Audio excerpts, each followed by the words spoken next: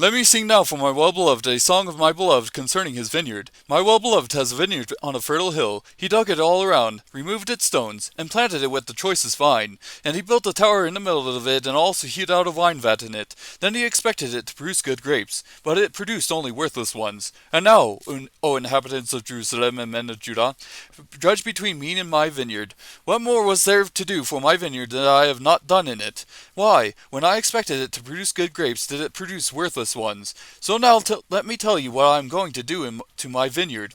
I will remove its hedge, and it will be consumed. I will break down its wall, and it will become trampled ground. I will lay it waste. It will not be pruned or hoed, but briars and thorns will come up. I will also charge the clouds to rain no rain on it. For the vineyard of the Lord of hosts is the house of Israel, and the men of Judah his delightful plant.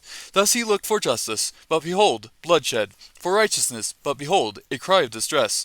Woe to those who add house to house and join field to field, until there is no more room, so that you have to live alone in the midst of the land. In my ears the Lord of hosts has sworn, surely many houses shall become desolate, even great and fine ones, without occupants. For 10 acres of vineyard will yield only 1 bath of wine, and a homer of seed will yield but an ephah of grain. Woe to those who rise early in the morning that they may pursue strong drink, who stay up late in the evening with wine that wine may inflame them. Their banquets are accompanied by lyre and harp, by tambourine and flute, and by wine. But they do not pay attention to the deeds of the Lord, nor do they consider the work of his hands. Therefore my people go into exile for their lack of knowledge, and their honorable men are famished, and their multitude is parched with thirst. Therefore Sheol has enlarged its throat and opened its mouth without measure, and Jerusalem's splendor, her multitude, her din of revelry, and the jubilant within her, descend into it.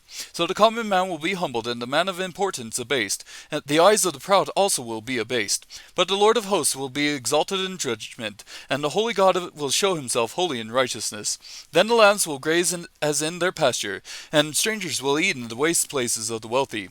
Woe to those who drag iniquity into the cords of falsehood, and sin as if with cart ropes, who say, let him make speed, let him hasten his work, that we may see it, and let the purpose of the Holy One of Israel draw near and come to pass, that we may know it. Woe to those who call evil good, and good evil, who substitute darkness for light, and light for darkness, who substitute bitter for sweet, and sweet for bitter. Woe to those who are wise in their own eyes, and clever in their own sight. Woe to those who are heroes in drinking wine, and valiant men in mixing strong drink, who justify the wicked for a bribe, and take away the rights of the ones who are in the right. Therefore, as a tongue of fire consumes stubble, and dry grass collapses into the flame, so their root will become like rot, and their blossom blow away as dust. For they have rejected the law of the Lord of hosts, and despised the word of the Holy One of Israel. On this account the anger of the Lord has burned against his people, and he has stretched out his hand against them and struck them down. And the mountains quaked, and their corpses lay like refuse in the middle of the streets. For all this his anger is not spent, but his hand is still stretched out. He will also lift up a standard to the distant nation, and will whistle for it from the ends of the earth. And behold, it will come with speed swiftly. No one in it is weary or stumbles, none slumbers or sleeps, nor is the belt at its waist undone, nor its sandals strap broken.